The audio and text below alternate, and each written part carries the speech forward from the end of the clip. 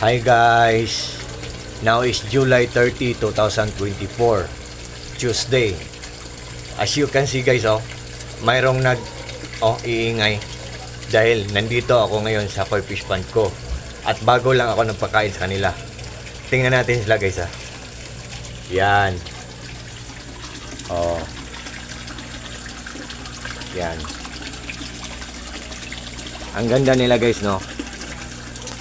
Guys, this is my koi fish pond guys. Yan. And guys, honestly, ang ginagamit ko na submersible pump, yung nagwa-waterfall sa koi fish pond ko. Ang lakas-lakas niya pero ang hina-hina niyang kumain ng kuryente guys. Tingnan natin guys Look at guys Yan. Yan. At saka guys, ang submersible, ang aerator ko, ang lakas-lakas din bumuga ng hangin pero ang hina-hina niyang kumain ng kuryente. Tingnan natin guys Look at guys Yan. Yan.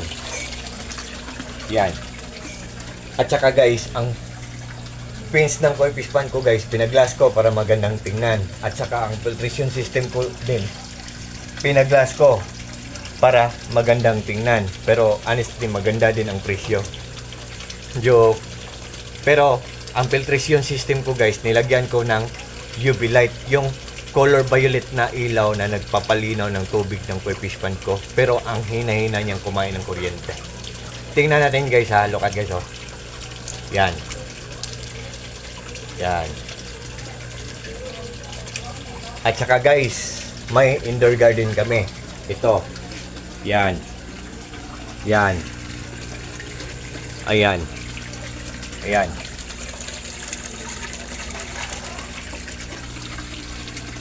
Pero guys, ang fertilizer na ginagamit namin, the best talaga guys.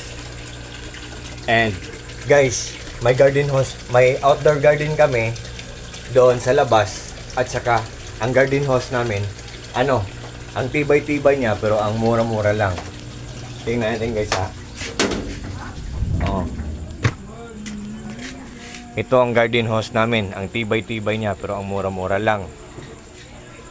Then ang solar lights ng labas ng bahay namin, sa garden namin, sa outdoor garden namin.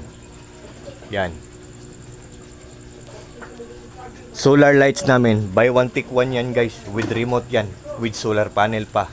So, ayan guys.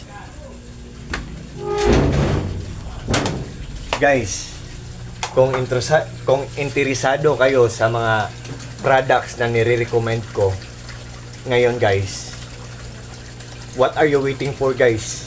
Without further ado guys, just click the link guys at doon nyo makikita kung ang brand ang ginagamit ko, kung ilang watts siya, at kung magkano ang price niya guys. Guys, for sure guys, pag nag-invest kayo, hindi kayo maghihinayang kasi walang masasayang. Kasi good talaga ang quality, mahina pang kumain ng kuryente, durable pa, at affordable pa. So, meaning to say guys, affordable pa, so good pa sa bulsa natin, di ba? Affordable pa, good pa sa bulsa natin. And likewise also, good pa ang health ng mga fishes natin. 'Di ba? And yan guys. Guys, what you see is what you get. Nothing more, nothing less. Walang labis, walang kulang. Just trust me guys. Just click the link guys. And I think for this time guys, hanggang dito muna lang tayo. At sa lahat ng mga friends ko, thank you so much. And take care always. And also always pray. God the Father, and God the Son, Lord Jesus Christ, and the Holy Spirit, and also Mama Virgin Mary, I love you very much and thank you so much. That's all. Good evening. Bye-bye.